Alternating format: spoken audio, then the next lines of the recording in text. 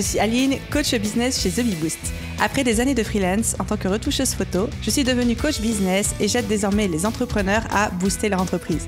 Si vous êtes à la recherche de stratégies, d'astuces, de retours d'expérience, de partage et d'une bonne dose de bonne humeur, vous êtes au bon endroit. Dans ce podcast, seul ou avec mes invités, je vous partage tout pour vous inspirer au quotidien, vous aider à atteindre tous vos objectifs et faire en sorte que vous puissiez développer le business de vos rêves.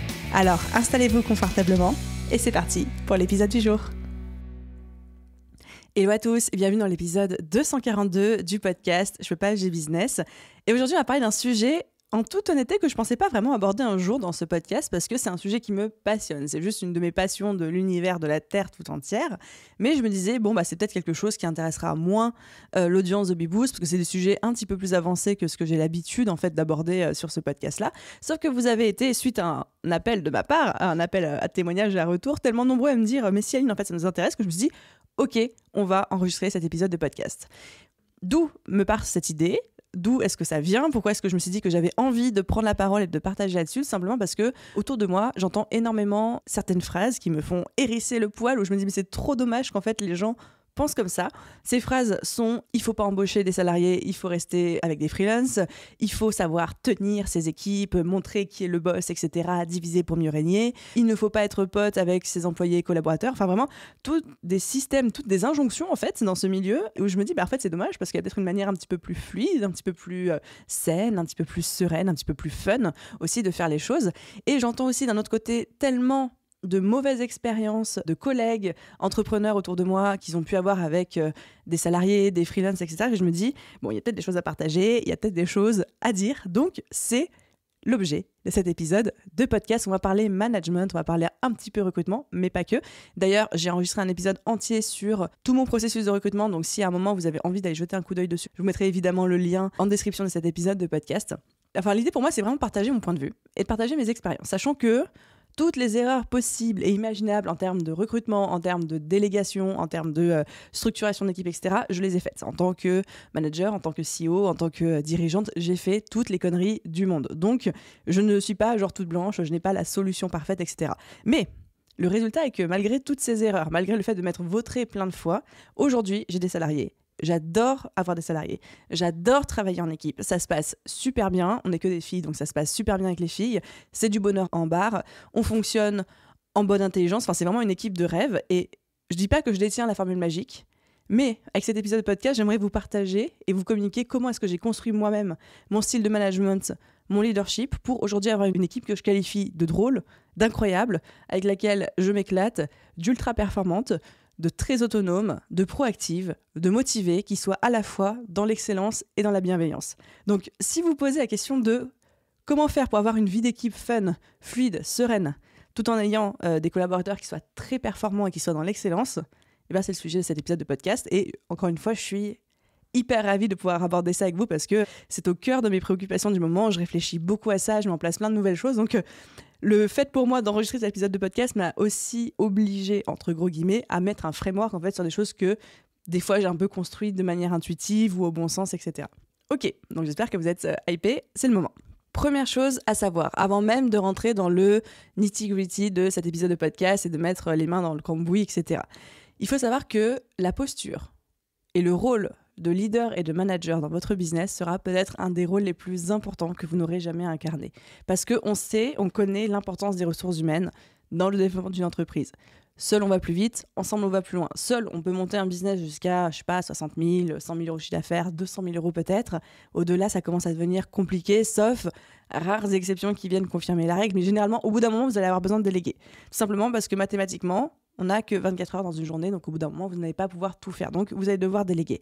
Et votre capacité à déléguer, votre capacité à manager, votre capacité à bien recruter, votre capacité à leader, votre capacité à incarner la vision de votre entreprise et à construire une culture d'entreprise qui soit percutante, pertinente et, pour reprendre le titre d'épisode de ce podcast, à la fois bienveillante et en même temps dans l'excellence. Parce qu'on n'est pas là pour faire de la charité ou pour bailler aux corneilles, pas du tout. Donc, ce rôle que vous allez prendre, cette posture que vous allez prendre, c'est une des postures les plus importantes que vous allez pouvoir travailler et développer dans votre vie d'entrepreneur, tout simplement parce que c'est là en fait où va se jouer tout en termes de développement d'entreprise. Une bonne équipe peut emmener votre entreprise extrêmement loin, comme une mauvaise équipe peut carrément plomber votre croissance. Donc, les ressources humaines, hyper important dans votre développement, quel que soit le type d'objectif que vous êtes fixé en termes de taille d'entreprise, de taille de chiffre d'affaires, etc. Et du coup, dans cet épisode, je vais vous partager la méthodologie, un petit peu le framework en 3 piliers que moi j'ai mis en place en fait au sein de The Bee Boost. Alors au début ça a été fait de manière un petit peu inconsciente en termes de bon sens, etc. Et en fait quand j'ai réfléchi à la construction de cet épisode en mode comment est-ce que je peux formaliser, méthodologiser ce que j'ai mis en place pour le rendre digeste et compréhensible par les auditeurs de ce podcast, en fait je me suis dit ok, il y a 3 piliers à travailler, il y a 3 piliers que j'ai mis en place et on va y aller 1, 2, 3.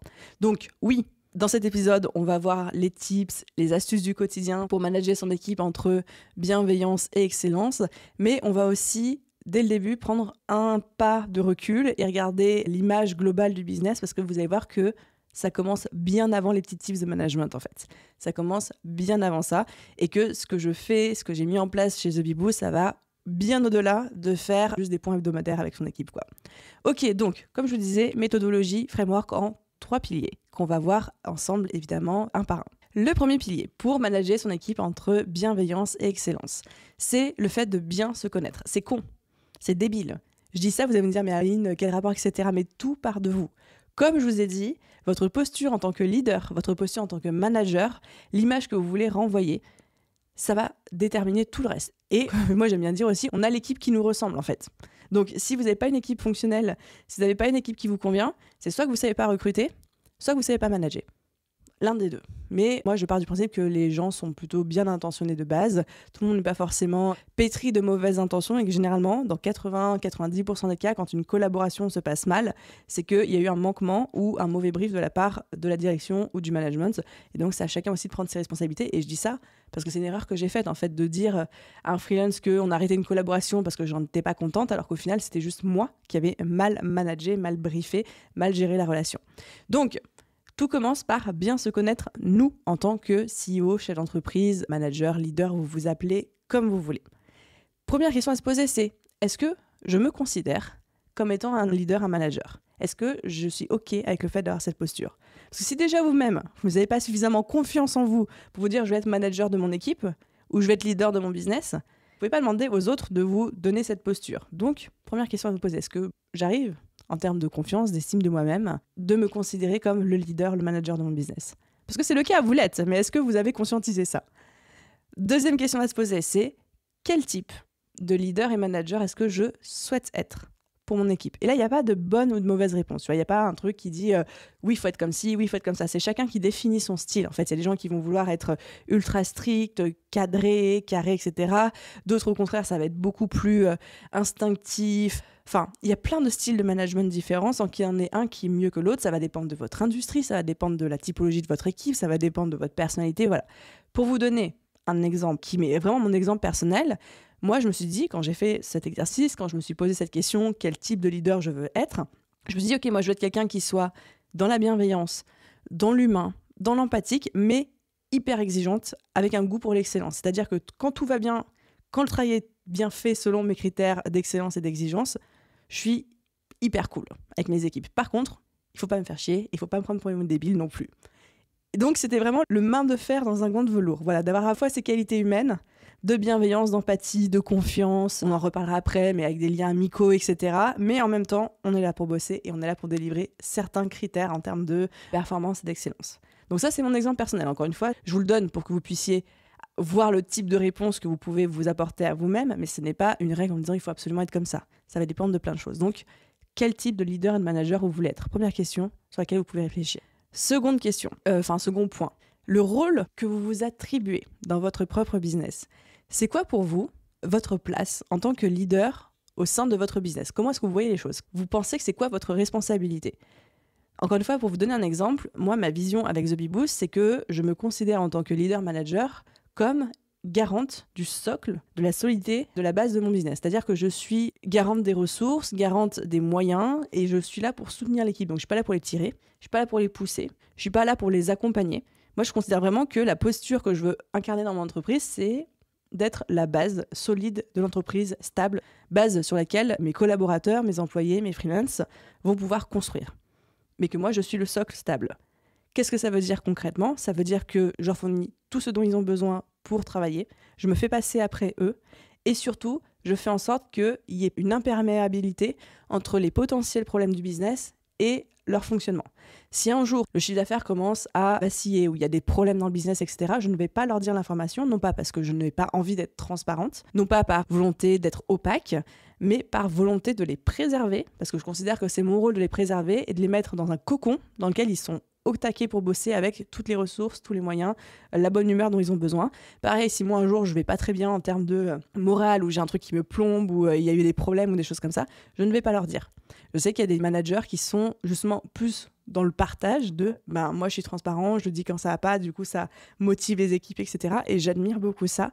Mais moi, mon style de management, c'est pas ça. C'est un peu le rôle d'une maman en fait. C'est je vais être le socle sur lequel ils peuvent se reposer, vers qui ils peuvent se diriger en cas de besoin, mais qui sont un petit peu le rock de ce business-là. Donc, c'est comme si je me considérais comme étant en dessous des gens, avec le but de porter tout ça. Peut-être que cette position va évoluer, peut-être que cette posture va évoluer dans le futur, mais en tout cas, pour l'instant, c'est comme ça que j'ai trouvé ma place et que je trouve que je suis la plus efficace en termes de management. Donc, le deuxième point, c'était quel rôle est-ce que vous vous attribuez ? C'est quoi pour vous être manager ? Il y a des gens qui vont dire, pour moi, être manager, être leader, c'est tirer mes équipes vers le haut, c'est les embarquer avec moi. Il y en a qui vont dire, c'est les pousser. Il y en a qui vont les dire, non, c'est marcher à côté d'eux, les accompagner, être dans les tranchées avec eux. Pour moi, c'est être le socle. Donc ça, c'était dans le premier gros point, le premier gros pilier qui était de bien se connaître, c'est quel type de leader et manager vous voulez être. Est-ce que vous vous considérez déjà comme un leader, comme un manager ? Et surtout, quelle est la place pour vous de ce rôle de leader, de manager dans votre équipe ? Comment est-ce que vous voyez ça en termes de fonctionnement ?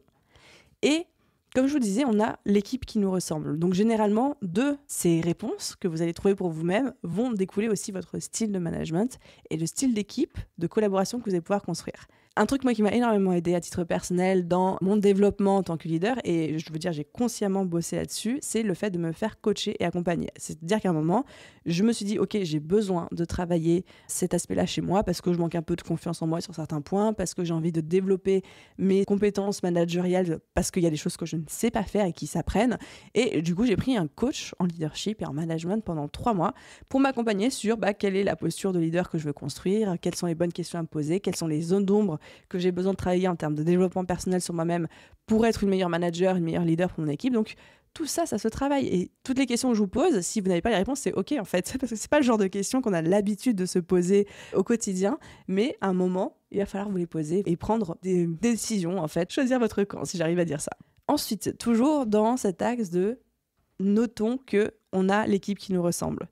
L'équipe que vous avez aujourd'hui, la qualité des relations que vous avez avec vos salariés, vos collaborateurs, vos prestataires, vos associés, vos partenaires, etc., c'est toujours le miroir direct de la personne que vous êtes et des compétences en communication que vous avez en fait, et de votre style de management. Et donc plus vous allez vous connaître, plus vous allez connaître votre valeur, c'est-à-dire savoir avoir des limites, savoir ce que vous voulez, ce que vous voulez pas, poser un cadre, être assertif, être dans l'écoute, etc. Plus vous allez construire une équipe qui baigne et qui s'imprègne en fait de ces valeurs-là aussi. Plus au contraire, vous allez avoir des zones d'ombre, des difficultés en termes de communication, des doutes envers vous-même, plus ça va se ressentir dans votre équipe. On a l'équipe qui nous ressemble et si vous voulez connaître la qualité de management d'une personne, regardez l'équipe avec qui il travaille, à quoi elle ressemble. Généralement, ça veut tout dire, quoi. De la même manière, et excusez-moi de la métaphore, que les enfants d'une personne ou d'un couple sont le reflet direct de l'éducation qu'ils ont reçue. C'est un petit peu ça. Alors, j'irai pas plus loin sur les métaphores et les parallèles entre le fait de manager une équipe et le fait d'élever des enfants, mais je pense que vous avez compris là où j'ai envie de vous emmener. Donc ça, c'était le premier pilier de mon framework, c'est le fait de bien se connaître nous-mêmes et que tout va partir de nous. Et ça, plus vite vous l'acceptez, plus vite vous allez voir à quel point ça va tout changer dans votre style de management. Ensuite, le deuxième pilier, hyper important aussi, c'est de créer le bon cadre. La qualité de votre management, la qualité de votre leadership commence avant même le recrutement de la personne. Dès les premières secondes où vous allez recevoir sa candidature, avant même de l'avoir rencontrée. La première responsabilité que vous avez en tant que leader, que manager pour que ça se passe bien, c'est de savoir bien recruter et bien onboarder un prestataire, que ce soit un freelance, que ce soit un salarié, que ce soit un collaborateur, c'est onboarder la personne et bien recruter. Donc bien recruter, encore une fois, j'ai un épisode entier de podcast où je vous décortique mon process de recrutement. Le lien est dans la description de cet épisode. Mais bien onboarder, l'onboarding, c'est toutes les étapes que vous allez mettre en place pour que la personne se familiarise avec votre business, prenne ses marques, etc. Vous voyez bien qu'il y a une vraie différence, par exemple, quand vous arrivez chez quelqu'un, quand la personne vous dit juste « fais comme chez toi », Ou quand la personne elle vous fait visiter la maison, elle vous montre ce qu'il y a dans les placards, elle vous explique comment fonctionne la chasse d'eau, la douche ou les choses comme ça, etc. En fait, c'est exactement pareil quand quelqu'un arrive dans votre business. Vous connaissez votre business par cœur parce que vous passez vos journées dedans, c'est vous qui l'avez construit, etc. Mais dites-vous que quelqu'un qui arrive comme ça, même si c'est la personne la plus intelligente du monde, elle ne connaît pas tout. Parce qu'elle n'a jamais mis les pieds dans votre business. Et la manière dont vous avez rangé vos dossiers, la manière dont vous utilisez vos outils, la manière dont vous fonctionnez, ce n'est pas logique pour elle si vous ne lui dites pas, si vous ne lui expliquez pas. Donc votre rôle en tant que leader manager, c'est que quand quelqu'un arrive dans votre équipe, il va falloir l'onboarder. Et dans cet onboarding, vous allez lui faire visiter votre maison, c'est-à-dire lui présenter votre entreprise. Vous allez lui dire c'est qui le client idéal, vous allez lui dire c'est quoi le but de l'entreprise, vous allez lui dire c'est quoi la vision, vous allez dire c'est quoi les projets en cours, les fonctionnements, les outils. Ça prend du temps, hein. Ça prend du temps, oui, mais plus la personne va être bien onboardée, plus vite elle va pouvoir prendre ses marques, plus vite elle va pouvoir être opérationnelle, efficace. Et c'est pour ça que des fois, il y a des gens qui bossent avec des freelances, ça je le vois énormément, on leur recommande un freelance. On leur dit, ouais, ce freelance-là, il est exceptionnel, ça se passe trop bien. Et après, les personnes-là disent, bah non, ça s'est trop mal passé, je suis pas du tout satisfait de la qualité du travail, etc. Mais est-ce que tu l'as bien onboardé ? Est-ce que tu lui as transmis tout ce qu'il avait besoin de savoir ? Est-ce que tu lui as donné les ressources, les moyens, tout ce dont il avait besoin pour faire correctement son travail ? Et bien souvent, la réponse c'est non, parce que comme la personne est un bon freelance, ou comme la personne est un bon collaborateur, ou comme la personne a une expérience de ouf sur son CV à un poste similaire avant, on va partir du principe qu'elle va pouvoir arriver, qu'on n'a pas besoin de la manager, qu'on n'a pas besoin de la briefer, que tout de suite elle est opérationnelle et qu'elle va pouvoir faire encore un meilleur travail que nous. Mais ça n'existe pas, ça. Encore une fois, vous pouvez avoir la personne la plus intelligente du monde. Si vous la mettez dans une maison qu'elle ne connaît pas, elle ne connaît pas. Il va falloir qu'à un moment, elle découvre. Et plus vite, vous allez l'aider à découvrir, à prendre en main la maison, plus vite, elle va pouvoir être opérationnelle et s'occuper de votre maison. Encore une fois, je ne sais pas si la métaphore est bancale ou pas, mais je pense que vous comprenez. Donc, premier rôle en tant que manager leader, c'est de bien recruter, premier point, et surtout de bien onboarder. Et généralement, un mauvais onboarding débouche sur une collaboration difficile qu'on a tendance à vouloir remettre sur les épaules de la personne en face, freelance, prestataire, collaborateur, salarié, alors que généralement, c'est notre faute à nous. Ensuite, deuxième responsabilité en tant que leader et manager, c'est de distribuer, communiquer la vision que vous avez pour votre entreprise et de hyper votre équipe autour de ça. C'est-à-dire que les gens ne sont pas là que pour l'argent, sauf si vous ne leur donnez que ça. C'est-à-dire, je le répète parce que c'est important, les gens ne sont pas là que pour l'argent, sauf si vous ne leur donnez que ça. Si les gens, ils n'ont que l'argent auquel se rattacher en travaillant avec vous, c'est-à-dire la paye ou le salaire ou le cachet que vous leur donnez à la fin du mois, bah, bien sûr qu'ils vont se fier qu'à ça et qu'ils ne vont pas être plus impliqués que ça dans votre boîte.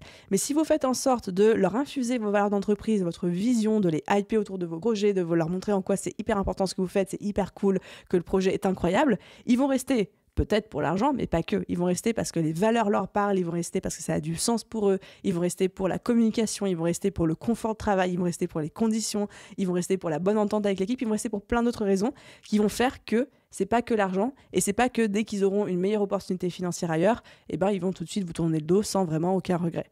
Donc les gens ne sont pas là que pour l'argent, sauf si vous ne leur donnez que ça. Communiquez votre vision de l'entreprise. Hypez vos prestataires, vos freelances, vos collaborateurs, vos salariés autour de ça. C'est ultra important de partager tout ça, d'être transparent, de montrer ce qui se passe. Alors là, je vous dis d'être transparent. Tout à l'heure, je vous dis oui, il y a des fois, moi, je suis un peu imperméable en termes de données. D'être transparent autour de votre vision, c'est où va votre projet, qu'est-ce que vous cherchez à construire, comment est-ce que vous voulez changer des vies, pourquoi est-ce que vous êtes animé par cette mission-là, pourquoi est-ce que vous avez démarré ce business-là, comment est-ce que vous vous projetez dans vos rêves les plus fous. Ça, ne sous-estimez pas la puissance de ce genre d'informations sur le fait que ça crée en fait une cohésion de groupe de ouf dans votre business. Ensuite, troisième point, dans comment créer le bon cadre avec ses équipes. Donc le premier point, c'était bien recruter, bien onboarder. Le second, c'était de savoir distribuer et infuser la vision de l'entreprise, de hyper l'équipe autour de ça. Et le troisième point, c'est faire preuve de bon sens et développer la culture d'entreprise. Quelles sont vos valeurs en tant que manager, en tant que business, mais quelles sont les valeurs du business ? Quel est le fonctionnement du business ? Comment est-ce que vous voulez fonctionner, etc. Et communiquer ces valeurs auprès de votre équipe. Par exemple, chez Adobe Boost, mes valeurs, c'est l'exigence, c'est l'autonomie de chacun, c'est la confiance et c'est la communication.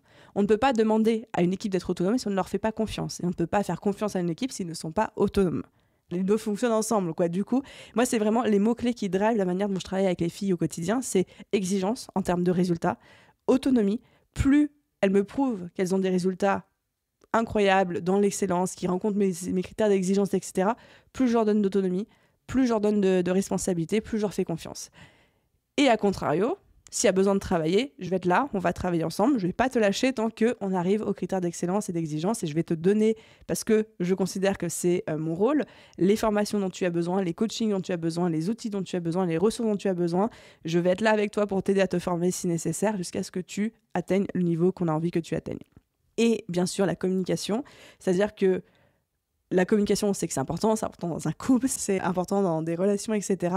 C'est également important au sein d'une entreprise. On communique avec ses prestataires, il vaut mieux dire les choses avant qu'elles deviennent un problème, dire bah là, quand t'as dit ça, ça m'a frustré, quand t'as dit ça, ça m'a un petit peu trigger, quand t'as fait ça, j'ai eu l'impression que...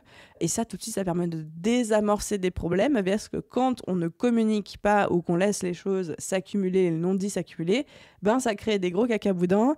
Et au bout d'un moment, tout explose et la personne, elle se barre ou l'autre personne, elle pète un câble et personne ne comprend vraiment pourquoi, parce que on ne voit que la goutte d'eau qui a fait déborder le vase, mais on n'a pas conscience du vase qui était déjà rempli depuis plusieurs jours, plusieurs semaines, plusieurs mois, parfois même plusieurs années. Donc, mon exemple pour moi sur c'est quoi les valeurs du fonctionnement de mon équipe, c'est exigence, autonomie, confiance et communication. Et c'est quelque chose que non seulement que je transmets à mon équipe, mais aussi que j'essaye moi-même d'incarner au quotidien. C'est-à-dire que je vais énormément communiquer sur ce qui est bien, ce qui est pas bien, ce que j'apprécie, ce que j'ai moins apprécié, ce qui fonctionne pour moi, ce qui fonctionne pas, etc.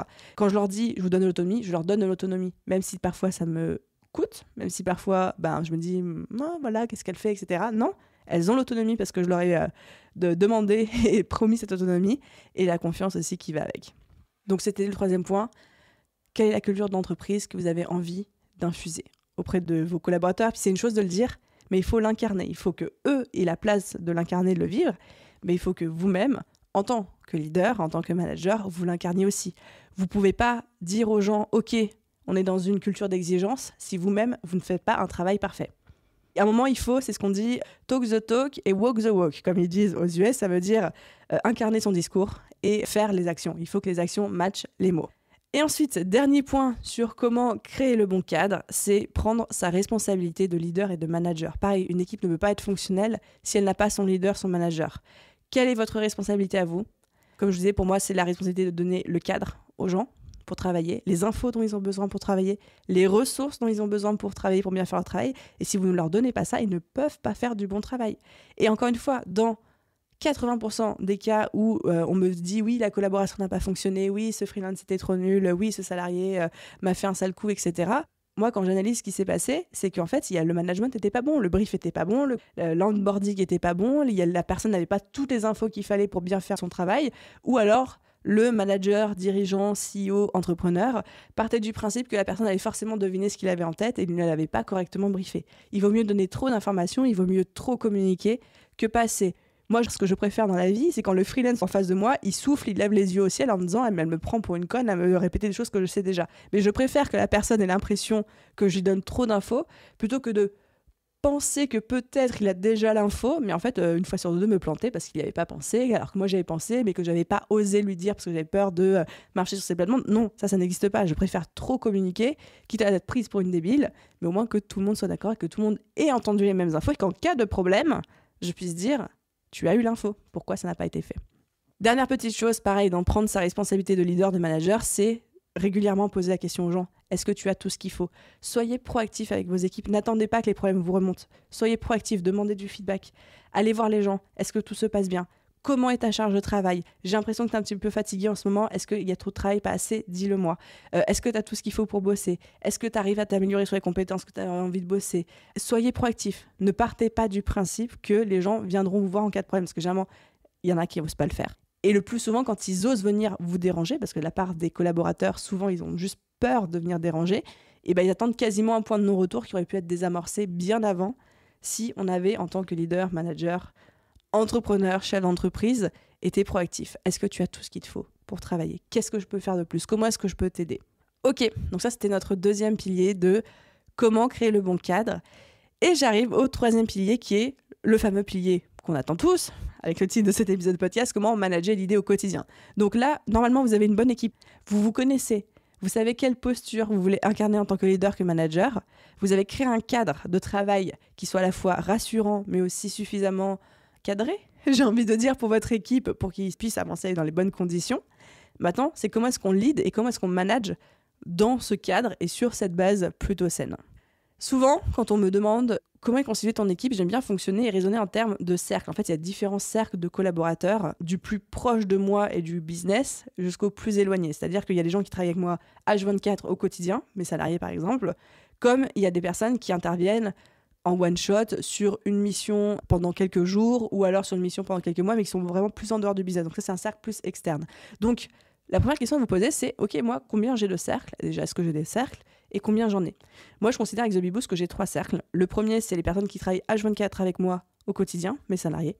Le second cercle, c'est les prestataires qui bossent avec moi de manière hebdomadaire, donc qui sont là toute l'année, hebdomadaire, mais qui ont des missions plus temporelles. C'est-à-dire qu'ils ne sont pas là H24 dans le business. Par exemple, ma rédactrice web, ma monteuse de podcast, la personne qui s'occupe de la maintenance du site web. C'est des gens qui sont toujours là en fait dans le quotidien de l'entreprise, mais qui ne sont pas H24, qui ne sont pas impliqués, qui ne participent pas forcément au point hebdomadaire, etc.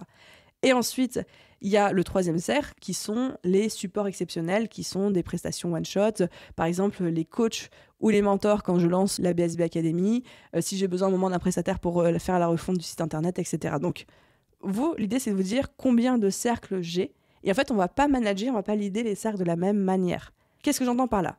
Je vais commencer par le cercle le plus proche. Donc le cercle numéro 1, qui sont les gens du quotidien qui bossent H24 sur le business. Chez moi, ils sont salariés. Des fois, c'est des freelances qui sont à mi-temps, 3/4 de temps avec un entrepreneur. Attention aux salariés déguisés. Je tire la sonnette d'alarme peut-être pour certaines personnes.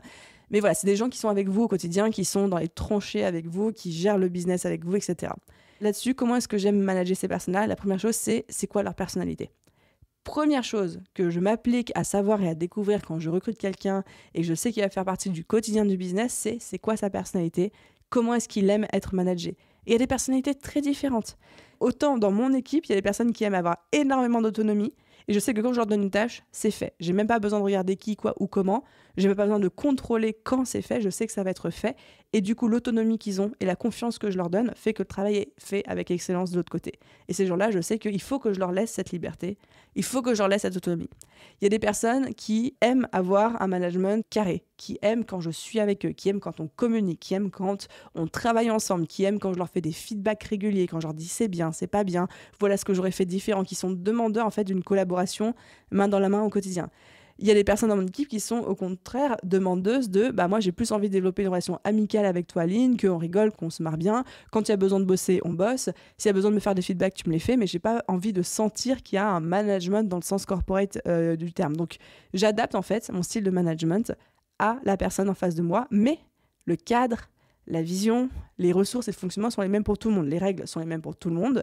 Moi, Aline, je fonctionne avec des exigences de résultats, pas des exigences de temps de travail. Par exemple, même les salariés chez moi, la plupart du temps, la plupart des mois, ne travaillent pas la totalité des 151 heures contractuelles et légales. Elles travaillent moins, mais tout simplement parce que je recrute des personnes et je leur dis, voilà la liste des choses que tu as à faire. Si c'est fait, je m'en fiche que tu les aies fait en 2 heures ou en 20 heures. Si c'est en 2 heures, tant mieux pour toi. Si c'est en 20 heures, tant pis. Mais moi, tant que c'est fait, c'est OK. Et si tu fais ton mois en 80 ou 90 heures au lieu de 150, tant mieux pour toi. Prends du temps pour toi, tu l'as mérité. Donc, voilà, je fonctionne en termes d'obligation de résultat et pas d'obligation de présentéisme ou de choses comme ça. J'identifie la personnalité, comment est-ce que la personne aime être managée. Ça, c'est des questions que vous pouvez poser aussi à vos collaborateurs. C'est toi, c'est quoi un bon management? Est-ce que tu as besoin de beaucoup d'autonomie, pas beaucoup d'autonomie? Est-ce que tu veux juste que je te fasse des feedbacks quand tu en as à en faire et que le reste du temps, je te laisse tranquille? Ou au contraire, est-ce que tu as besoin de sentir qu'on collabore au quotidien ensemble, toi et moi? Donc, hyper important.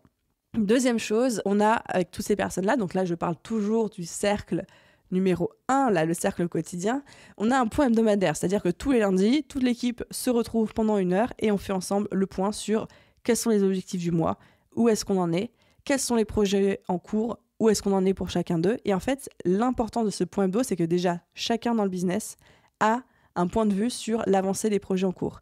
C'est-à-dire que même si la personne qui est responsable du customer care, elle n'est pas forcément intéressée de savoir où en est le montage de la formation. Mais le fait qu'il y a le montage de la formation qui est en cours peut lui dire « Ok, il y a une nouvelle formation qui arrive, donc du coup, peut-être qu'il va falloir que je m'attende pendant le lancement à recevoir plein de questions sur cette formation.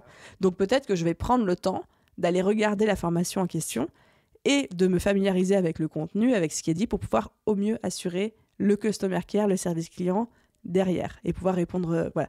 Et vraiment, ce point hebdo, il est là pour que tout le monde ait une vue d'ensemble sur qu'est-ce qui est en train de se passer en ce moment dans le business et pour pouvoir potentiellement aussi identifier les points d'attention par rapport à son pôle. Moi, aujourd'hui, j'ai beaucoup réparti l'équipe en termes de pôle, c'est-à-dire qu'il y a une personne qui est à l'opérationnel, une personne qui est au service client, une personne qui est plutôt au contenu. Et en fait, chaque personne va parler avec les autres pour avoir une vue d'ensemble du business. Et moi, chaque semaine, lors du point hebdomadaire, donc nous, c'est tous les lundis matins à 10h, on fait un énorme 360 sur le business, sur qu'est-ce qui se passe, qui, quoi ou comment, pourquoi, quels sont les points d'attention, quels sont les projets de chacun, est-ce qu'il y en a qui ont besoin d'aide, qu'est-ce qui s'en vient, etc. En plus de ça, en termes de management, j'ai aussi mis en place ce que j'appelle les points mensuels, c'est-à-dire qu'une fois par mois, je vais voir chacune des filles en individuel pendant 1 heure. Et on va papoter ensemble. Alors moi, j'ai un framework, j'ai une trame de questions très précise. Je pourrais vous les partager d'ailleurs. Venez me dire dans les commentaires Instagram ou dans les DM Instagram si ça vous intéresse. Mais j'ai un framework très précis de questions que je leur pose pendant cet entretien pour savoir. Alors là, c'est pas tant pour savoir comment ça se passe dans leur job. C'est plus méta, c'est avec un petit peu plus de recul, c'est comment elles se sentent. Est-ce qu'elles ont tout ce dont elles ont besoin? Comment ça va en termes d'équilibre vie pro, vie perso de leur côté? Est-ce qu'elles ont besoin d'être formées sur certains points pour être plus performantes? Comment elles jugent en fait leurs prestations? Comment elles se sentent dans leur poste? Est-ce qu'elles ont des feedbacks pour moi en tant que manager? Est-ce qu'elles trouvent que la communication d'équipe est suffisante? Et c'est vraiment là où je vais les sonder sur comment est-ce que tu te sens dans ton poste? Est-ce que tu vis ta meilleure vie toujours avec nous? Qu'est-ce que je peux améliorer? Qu'est-ce que je peux changer? Qu'est-ce que je peux t'apporter pour que tu vives ta best life? Et donc, c'est là aussi où je récolte beaucoup de feedback. Donc, je suis pas là pour parler de l'opérationnel de leur quotidien et leur demander des retours où en est telle ou telle tâche. Je suis vraiment là pour m'assurer qu'elles se sentent bien, qu'elles sont heureuses et qu'elles ont tout ce qu'il faut pour continuer à travailler dans les meilleures conditions. Et que si c'est pas le cas, repérer le plus vite possible les frustrations, les besoins pour pouvoir y pallier. Et dernière petite chose que je mets en place en termes de management, de leadership au quotidien avec ce premier cercle tout proche, c'est tout ce qui est les moments ensemble. Donc c'est team building, séminaire d'entreprise, etc.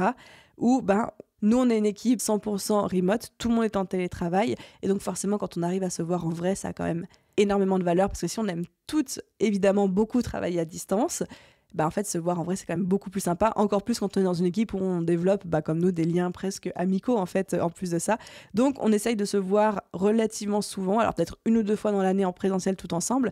Mais sinon, on a aussi instauré ce que j'appelle les buffer days, qui nous permettent un petit peu d'avoir ces moments ensemble. En fait, c'est des journées entières qu'on fait en ligne. On fait ça sur Zoom ou sur Google Meet. Mais en gros, on a tous, en tant qu'entrepreneur, des tâches qui traînent sur notre to-do list où on se dit « Oh, un jour, il faudrait qu'on fasse ça dans le business, mais c'est pas urgent. » Par exemple, un jour, il faudrait que je refasse tel process. Ou alors un jour, il faudrait trier la bibliothèque des téléchargements Canva. Enfin, des trucs un peu à la con comme ça. On se dit « Un jour, il faudrait que je le fasse, mais j'ai pas le temps. » Et en fait, moi, j'ai briefé les équipes. On a une liste entière dans notre logiciel de gestion de projet qui s'appelle ClickUp. Et je leur ai dit, dès que vous avez une tâche comme ça, vous la mettez dans la liste qui s'appelle Buffer Days, donc les jours buffer. Et une fois par mois, on essaye parce qu'on n'arrive pas chaque mois, mais une fois par mois, on va se bloquer une journée qu'on appelle Buffer Days. Et en fait, pendant cette journée, on va toutes se connecter sur Zoom, comme si on était en coworking, et on va tacler cette liste ensemble. C'est-à-dire, on va se répartir les tâches de la liste.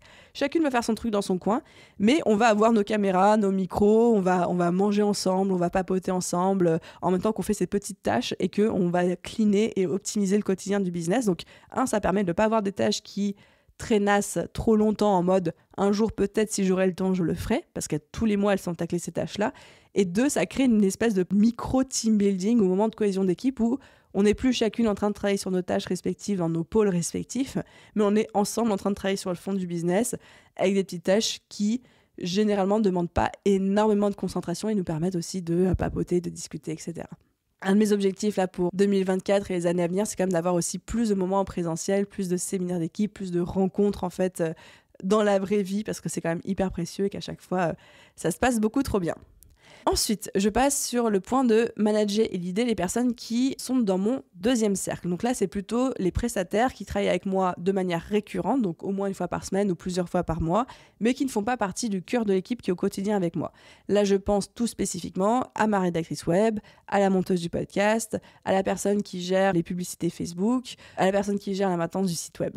Là, le style management est complètement différent. Je vais pas faire autant de choses, voire même ce serait déplacé, parce que la personne me dit Aline, t'es ma cliente, mais je te demande pas de me faire un point hebdomadaire ou alors un point mensuel d'entretien one-to-one. Par contre, dès le début, le cadre est extrêmement clair, c'est-à-dire dès le début, il y a un contrat qui est signé, et surtout, il y a le fameux onboarding hyper important. Je leur pose toutes les questions que j'ai besoin de leur poser. C'est-à-dire, c'est quoi tes préférences en communication ? Est-ce que tu préfères des WhatsApp ? Est-ce que tu préfères des mails ? À quelle fréquence est-ce que je peux te contacter ? Est-ce que tu as plutôt envie de faire des trucs dans ton coin ou est-ce que tu as envie qu'on se fasse des calls de temps en temps pour avancer ? Enfin, je leur pose ces questions, je leur demande c'est quoi leur préférence en termes de communication. Et deuxième chose, c'est que je m'adapte aussi beaucoup à la personnalité et aux besoins de chacun. Pareil, vous allez avoir parfois des prestataires qui vont être très autonomes et c'est en mode Aline, pas de nouvelles, bonne nouvelle, me dérange pas plus que ça, moi je fais ma live dans mon coin. Et d'autres, au contraire, qui vont être beaucoup plus besoin que vous soyez présent, que vous échangiez avec eux, que vous leur fassiez des feedbacks réguliers. De manière générale, alors ça, c'est pas une règle non plus, mais de manière générale, j'ai observé qu'un prestataire plutôt junior qui s'est lancé depuis pas trop longtemps, etc., aura besoin d'être plus drivé, sera plus demandeur de feedback, de se sentir intégré, de sentir que vous êtes là avec lui. Là où un prestataire beaucoup plus senior aura vraiment des besoins d'autonomie et généralement fonctionne avec une totale confiance. Et encore une fois, si ça fonctionne pour lui, ça fonctionne pour vous et que le résultat que vous attendez est là, c'est parfait. Et troisième chose, communiquer, briefer, communiquer, briefer, communiquer, briefer. Comme je disais, dans 80% des cas, si le prestataire ne fait pas un bon travail, c'est que vous l'avez mal briefé. À moins que vous soyez une brêle en recrutement, ou que vous l'avez mal recruté. Mais ça, c'est encore une autre question. Mais dans 80% des cas, un prestataire qui fait mal son travail, c'est un prestataire qui a été mal briefé.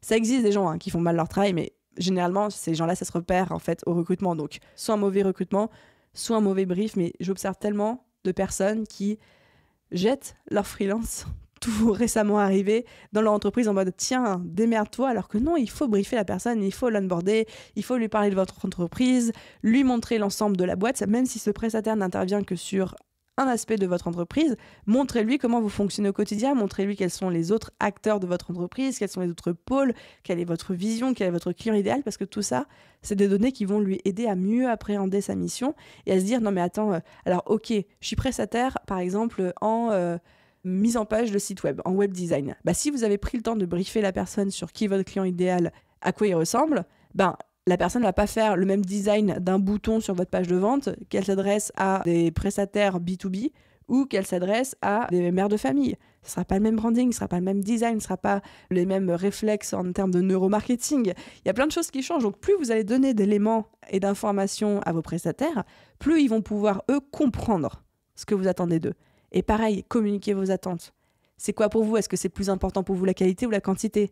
Est-ce que c'est plus important pour vous le respect des deadlines ou au contraire le fait qu'on peut de manière assez facile et assez fluide bouger les deadlines mais que l'excellence est plus importante que tout ?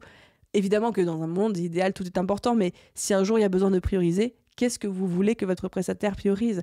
Quelle est la fréquence de communication qui vous convient ? Enfin, donnez un cadre. Communiquez vos attentes, communiquez vos besoins et vous allez voir, les personnes en face, elles ne demandent que ça, d'avoir ce genre d'informations pour pouvoir s'adapter à vous. Et dernière chose, que je ne pensais pas avoir de besoin de préciser mais qui est hyper importante, c'est faites signer un contrat toujours. Faites signer un contrat.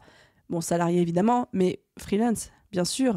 Contrat de c'est quoi le fonctionnement, c'est quoi la rémunération, une clause de confidentialité. Voilà, pas de clause de non-concurrence parce que c'est un peu illégal, le pauvre freelance, mais voilà. Faites signer un contrat. Et les bons comptes font les bons amis, comme on dit. Et ensuite, dernière catégorie, dernier cercle, c'est les supports exceptionnels, les personnes qui sont là sur du one-shot ou sur des missions très ponctuelles dans votre entreprise. Là, c'est la même chose, c'est la base de votre leadership, de votre management, c'est le contrat et aussi briefer les gens sur vos attentes, les objectifs, le cadre que vous leur mettez et vos besoins. Mais encore une fois, il faut communiquer aux gens. Il ne faut pas juste leur dire « Tiens, tu es rédacteur web, viens dans mon business, démerde-toi. » Non, communiquer, c'est quoi pour vous un bon article, sachant que votre client idéal aime les articles plutôt courts, plutôt longs. Qu'est-ce qui fonctionne bien ? Quel est le style d'écriture ? Quel est le ton ? Qu'est-ce qui est important pour vous ? Est-ce que vous préférez l'UX en termes de lecture ? Ou est-ce que vous préférez le référencement SEO parce que c'est une stratégie que vous avez mis en place ? Tout ça, c'est des questions que votre rédacteur web va... Alors, quand il est vraiment bien formé, quand il est senior, il vous posera ces questions, mais la plupart du temps, il vaut mieux prendre les devants et communiquer. Ok, on a fait un énorme tour de mon framework sur comment manager son équipe. Donc, pour rappel, nos 3 piliers, il y avait le premier pilier, c'est de bien se connaître soi en tant que manager. Le deuxième pilier, c'est de comment créer le bon cadre de travail pour tout le monde, la bonne communication pour tout le monde. Et dans le troisième pilier, je vous disais comment leader et manager au quotidien en fonction de différents cercles au sein de votre entreprise. J'aimerais, pour terminer cet épisode de podcast, vous partager des petits tips supplémentaires qui sont un petit peu, moi, des règles de conduite que j'applique au quotidien, qui m'aident aussi dans ma posture de manager et parfois à prendre certaines décisions. C'est un peu pour terminer sur une note plus légère. Voilà. Le premier, c'est ta victoire, c'est ta victoire. Ta faute, c'est ma faute. Je répète, ta victoire, c'est ta victoire.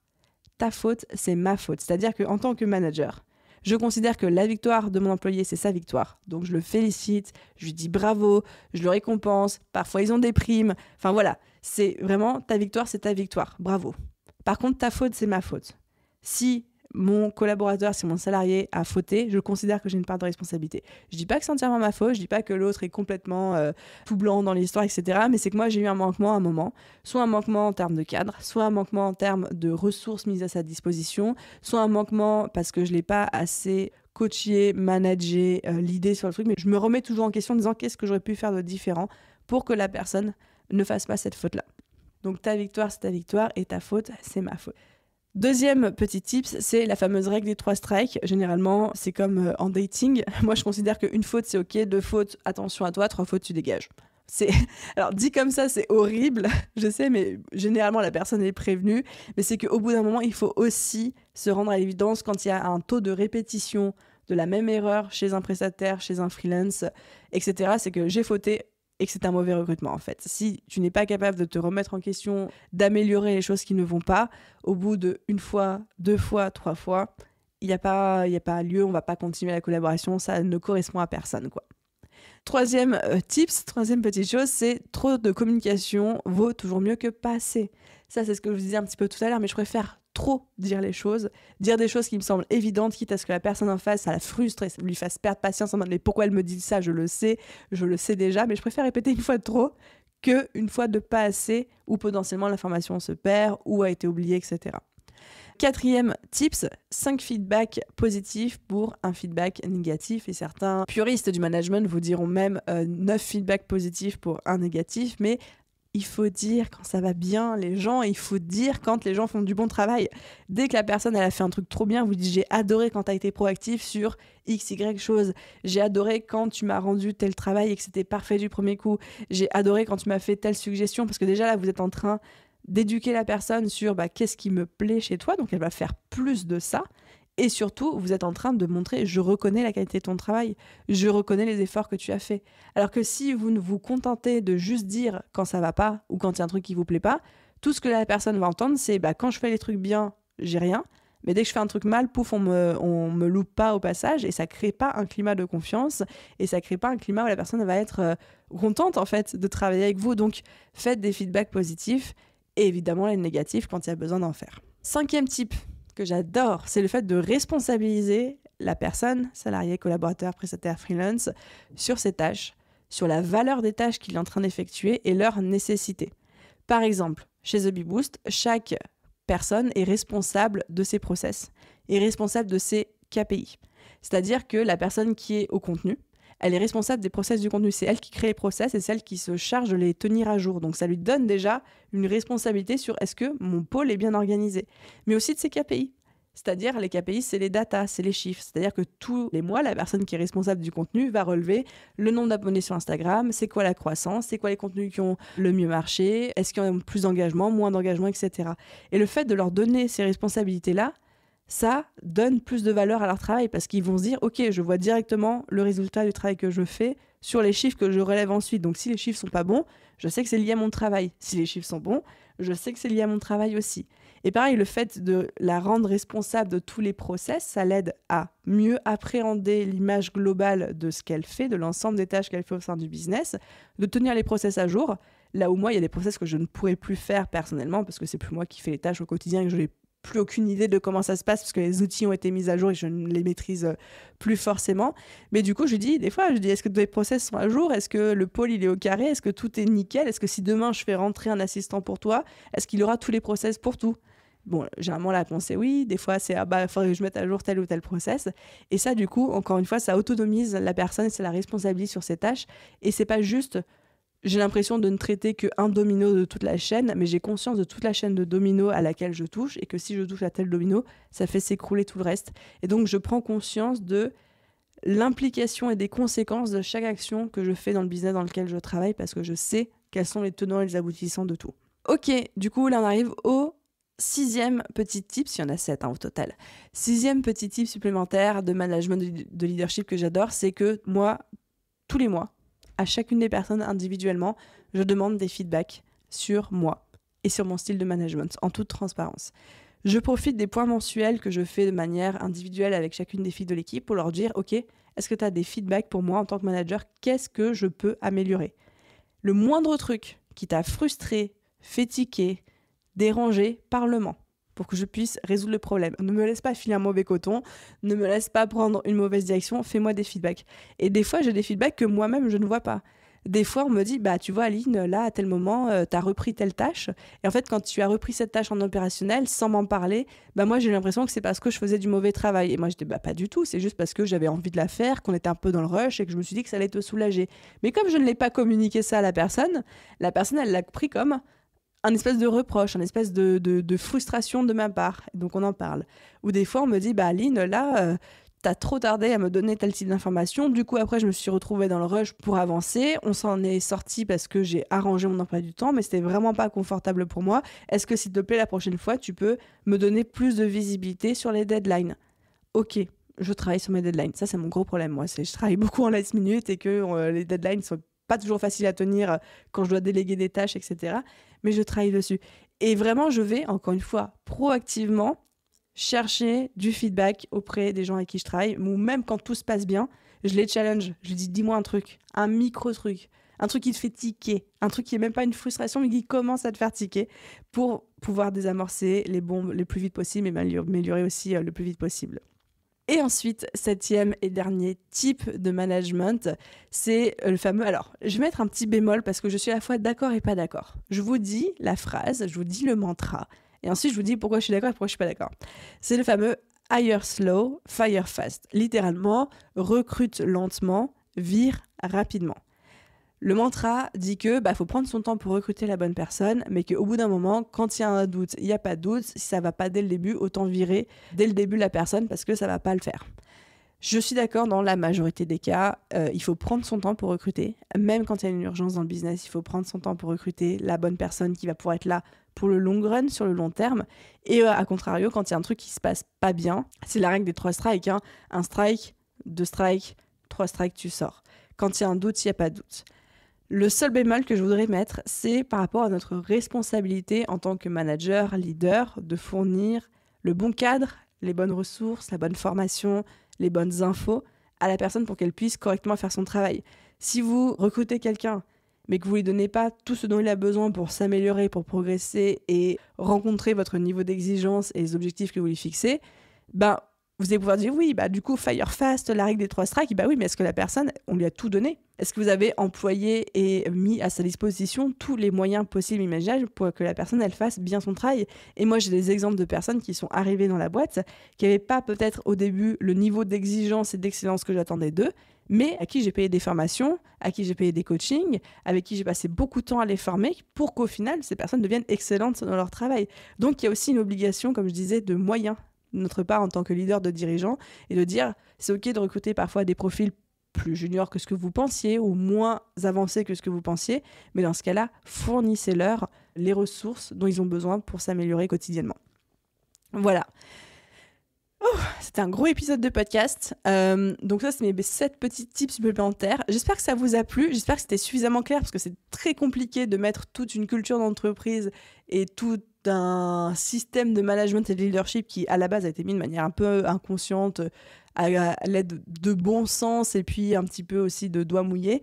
Donc là, cet épisode m'a obligée à aligner ça sous forme de framework et à verbaliser le tout, à clarifier le tout. Donc merci de m'avoir suggéré cet épisode de podcast.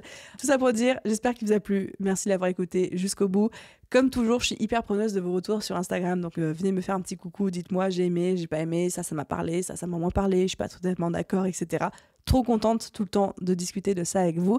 Et dernière chose, comme d'habitude, si ce podcast vous plaît, si vous trouvez de la valeur dans ces épisodes, si vous dites ça va m'aider, j'ai entendu des phrases qui vont grave me hyper au quotidien, laissez-moi une note et un commentaire sur votre plateforme d'écoute. C'est littéralement ça en fait qui aide le podcast à se développer, à se faire connaître. C'est ça aussi qui m'encourage moi quotidiennement quand je vois le podcast qui a de plus en plus de retours, à mettre du temps et de l'effort dans créer ce genre d'épisode qui demande énormément de préparation. Donc c'est la meilleure manière dont vous pouvez me dire merci, c'est de laisser une note et un commentaire sur votre plateforme d'écoute. Merci à tous ceux qui prendront le temps et la peine de le faire. Et à vous tous, je vous souhaite une merveilleuse journée, soirée, après-midi, nuit, où que vous soyez. Et je vous dis à très vite dans un prochain épisode. Bye tout le monde!